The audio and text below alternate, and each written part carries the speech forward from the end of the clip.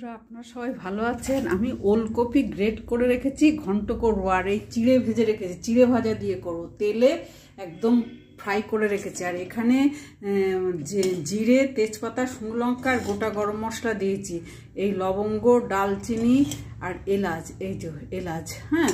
আর এদিকে একটা আদা, এই যে আদা বাটা, আর এদিকে কারি মশলা, হলুদ, নুন আর এই ধনের গুঁড়ো, এগুলো একসঙ্গে মিশিয়ে এগুলো দিয়ে দেবো। আর হিংও দেবো, এই যে হিং,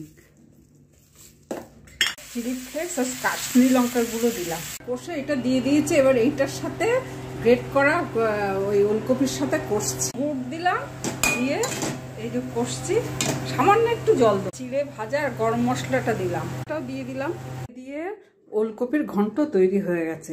মটরশুঁটি আপনারা দিতে পারেন, বড়িও ভেজে দিতে পারেন। বড়ি আমার ছিল কিন্তু মটরশুঁটি আমার ছিল না, বাজার থেকে আনতে হবে তারপর।